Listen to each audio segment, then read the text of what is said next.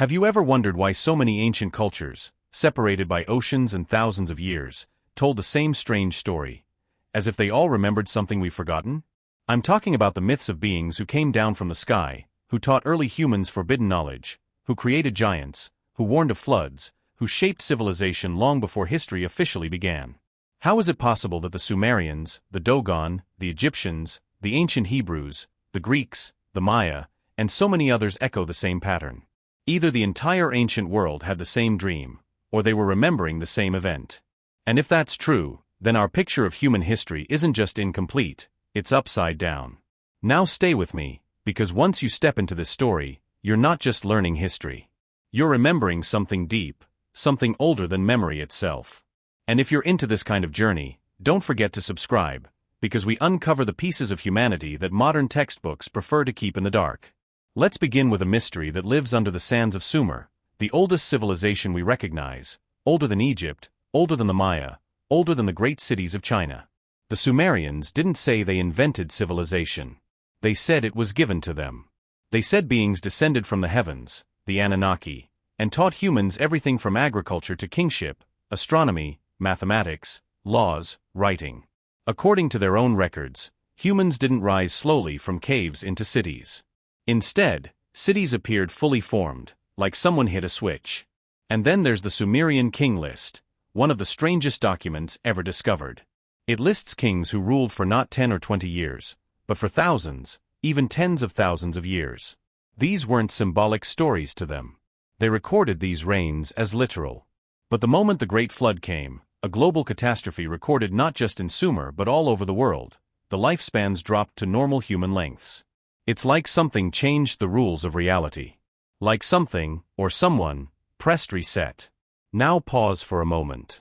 Think of how many cultures tell the same flood story. The Sumerians, the Babylonians, the Hebrews, the Greeks, the Maya, the Hindus. Even tribes deep in Africa and remote islands in the Pacific describe a flood that wiped the world clean. Are we supposed to believe this is a coincidence? Or were all these people remembering the same catastrophic event? And what makes it more mysterious is what came before the flood in those stories. Giants. Hybrid beings. Watchers. Sky teachers. The Book of Enoch even describes angels descending to earth, taking human wives, creating a race of giants, and teaching humans things they weren't meant to know: metalwork, weapons, enchantments, astrology. And the punishment for this rebellion was the flood itself. Whether you take the story literally or metaphorically, the pattern is the same: forbidden knowledge, powerful beings, hybrid offspring, destruction, reset. And then human history starts again like a scratched record finding a new groove. But here's the part people don't talk about enough. Archaeology keeps uncovering things that don't fit into the simple timeline we learned in school. Look at Göbekli Tepe. A megalithic site older than Stonehenge by 6,000 years, built with precision by a culture we're told didn't even have agriculture yet. They carved enormous, perfectly balanced pillars, aligned with the stars, at a time when humans were supposedly just small hunter-gatherer bands living in mud huts. So either our ancestors were far more advanced than we think, or they were taught by someone who was.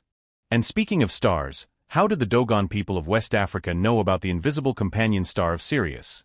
A star you can't see with your eyes, a star not discovered by Western astronomy until the 19th century? The Dogon say their knowledge came from visitors who descended from the sky. And skeptics can laugh, but the knowledge exists. The question is, where did it come from? Sometimes I wonder how much of human history we've lost.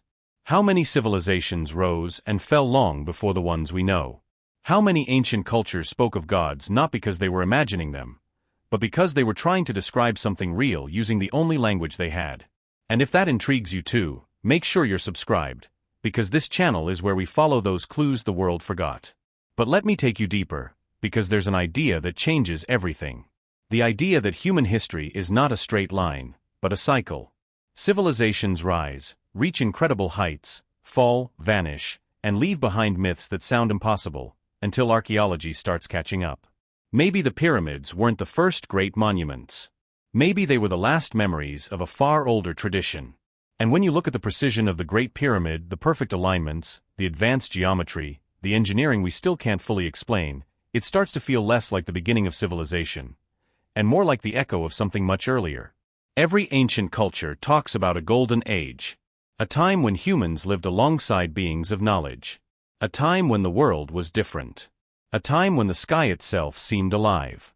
And then something happened. A catastrophe. Fire from the heavens. Waters rising. Darkness. The end of an age. Modern science hints at this too. Evidence of cosmic impacts around 12,000 years ago, abrupt climate shifts, sudden extinctions, the instant collapse of global populations. It's as if the world hit a wall. And when it recovered, new civilizations slowly emerged, carrying fragments of memory that became myths, legends, and sacred texts. But what if those myths weren't the beginning? What if they were the final chapter of a story we barely understand? Sometimes I imagine an ancient world where human beings were not alone. Where advanced visitors, maybe physical, maybe something beyond physical, interacted with early societies. Maybe they guided us. Maybe they warned us. Maybe they experimented with us. And when things went wrong, when hybrids appeared, when knowledge became dangerous, when humans weren't ready, the world was cleansed. If that makes you curious, stay with me. There's more. Because the deeper you look, the more you see the same fingerprints everywhere. The use of sacred geometry. The obsession with the stars, especially Sirius, Orion, and the Pleiades.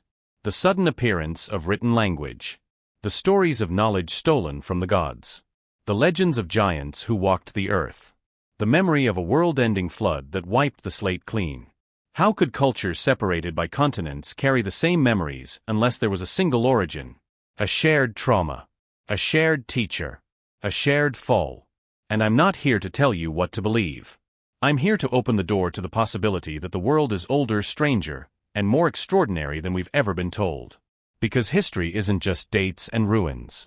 History is humanity's dream of itself, and those dreams often contain truths that time tried to bury. And if you're enjoying this journey, go ahead and subscribe so you never miss a chance to explore the forgotten corners of our past. Let me take you to a quiet moment. Imagine you're sitting beside a fire thousands of years ago, listening to a storyteller speak about the world before the flood. You would hear about giants whose footsteps shook the ground. You'd hear about luminous beings descending from the heavens, about knowledge that could shape mountains, about warnings ignored, about fire across the sky, and ocean swallowing entire continents. Then you might look up at the night sky, wondering if any of those beings were still watching. Wondering if they left something behind. And maybe they did.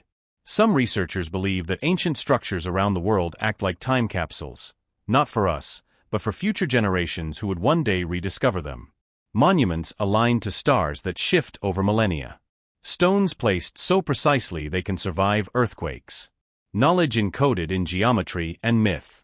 These weren't the works of people fumbling into civilization. These were the works of people or beings who understood time on a different scale. And maybe that explains why the same stories appear everywhere. Maybe after the Great Reset, survivors tried to pass on as much as they could, but over generations, truth became myth, and myth became legend, and legend became the stories we dismiss as fantasy. But what if those stories are all that remain of a civilization older than we can imagine? As we uncover more anomalies, megaliths that shouldn't exist, maps older than their creators, knowledge too advanced for its era, the old myths start to sound less like imagination and more like testimony. And here's the question that always stays with me. If ancient civilizations remembered sky visitors as gods, what were they really? Travelers from another world? Survivors of an older Earth? Interdimensional beings? Something we don't even have words for yet? Whatever they were, their influence echoes through every ancient tradition. And maybe, just maybe, they're the reason we developed so quickly after the flood. Maybe humanity didn't start from zero. Maybe we restarted from the ruins of something extraordinary. So the next time you hear an ancient myth, listen carefully. Behind the dragons and angels and gods, you might hear whispers of a forgotten age. A time when humans walked with giants. A time when knowledge was a gift and a curse. A time when the sky opened, and everything changed.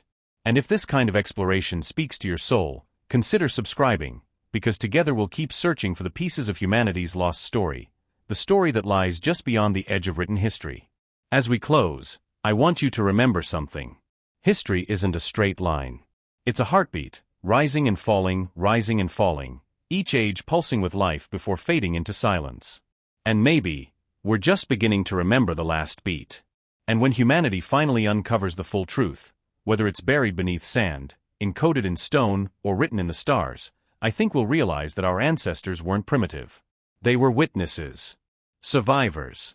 Messengers trying to tell us not just where we came from, but where we might be going again. Until then, stay curious. Stay open.